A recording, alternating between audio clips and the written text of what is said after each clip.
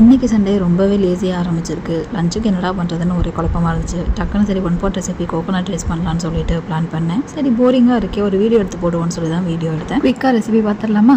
First cooker அடுப்பில் வச்சுட்டு அதில் கீயும் ஆயிலும் லைட்டாக சேர்த்துக்கோங்க. அதில் பட்டை, கிராம்பு, ஏலக்காய், ஸ்டார் அனீஸ்லாம் சேர்த்து லைட்டாக வதக்கிக்கோங்க. அடுத்து கட் பண்ணி வச்சுருக்க ஆனியன் சேர்த்துட்டு நல்லா அந்த மாதிரி வதக்கிக்கோங்க. ஆனியன் நல்லா நீளமாக கட் பண்ணி சேர்த்துக்கோங்க. அப்போ தான் ஒரே மாதிரி வேகும்.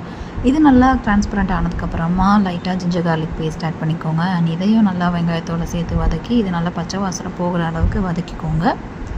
நெக்ஸ்ட்டு இதில் கட் பண்ணி வச்சுருக்கிற ஃப்ரெஷ்ஷான புதினா, ஃப்ரெஷ்ஷான கொத்தமல்லி கொஞ்சம் சேர்த்துட்டு நல்லா இதையும் வதக்கி விட்டுக்கோங்க. ரொம்ப கறியிடக்கூடாது, லைட்டாக டிரான்ஸ்பரண்ட் ஆகிற மாதிரி தான் கோகோனட் ரைஸுக்கு எல்லாத்தையுமே வதக்கணும். ஸோ இது நல்லா வதக்குனதுக்கப்புறமா 2 பச்சை மிளகா லைட்டாக கீரி ஆட் பண்ணிக்கிறேன். அதையும் வதக்கி விட்டுக்கிறேன்.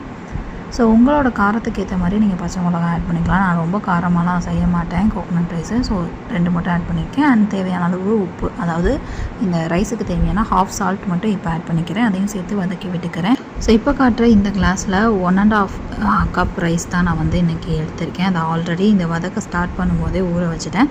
ஸோ அதுக்கு double the amount coconut milk நல்லா க்ரீமியாக எடுத்து வச்சுருக்கேன். ஸோ 3 கப் கோகோனட் மில்க்கும் கொஞ்சம் ஒரு 1/4 கப் அதிகமாகவும் இதில் சேர்த்துருக்கேன். ஸோ இதை நல்லா சேர்த்துட்டு நல்லா கிளறி விட்டுட்டு தேவையான அளவு உப்பு செக் பண்ணி ஆட் பண்ணிக்கலாம். இது கொஞ்சம் நேரத்துக்கு அப்புறமா நல்லா கொஞ்சம் நுரையா கொதிச்சு வரும். ரொம்ப ஃபுல்லாக கொதிக்கிறதுக்கு முன்னாடியே அரிசி களைஞ்சி இதில் ஆட் பண்ணிடணும். இல்லாட்டி அரிசி உடஞ்சிரும், குழஞ்சிரும். அதனால தான். ஸோ அரிசி ஆட் பண்ணிவிட்டு நல்லா மிக்ஸ் பண்ணி அகெயின் உப்பு செக் பண்ணிக்கோங்க. உங்களுக்கு தேவையான அளவு உப்பு சேர்த்துக்கோங்க. ஸோ இதுக்கப்புறம் நம்ம நல்லா ஃபுல் ஃப்ளேமில் குக் பண்ண விடலாம்.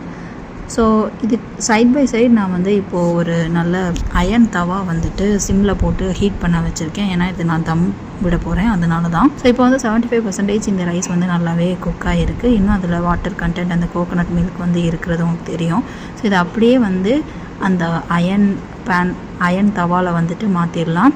அண்ட் இதை ஃபஸ்ட்டு ஒரு ஜஸ்ட் ஒரு 2 மினிட்ஸ்க்கு ஃபுல் ஃப்ளேமில் வச்சுட்டு அப்படியே ஃபுல் சிம்மில் 20 மினிட்ஸுக்கு வைக்க போகிறேன். ஸோ இதை அப்படியே தம் பண்ணி இறக்க போகிறோம்.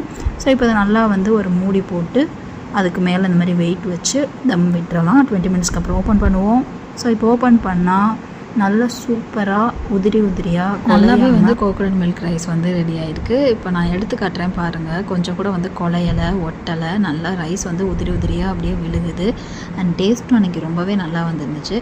இந்த வீடியோ உங்களுக்கு கண்டிப்பாக பிடிச்சிருக்குன்னு நினைக்கிறேன். இந்த மாதிரி ஷார்ட்ஸ் குக்கிங் வீடியோ உங்களுக்கு பிடிச்சிருக்குன்னா கமெண்ட்டில் மென்ஷன் பண்ணுங்கள். நெக்ஸ்ட்டும் நான் போடுறேன். தேங்க்யூ.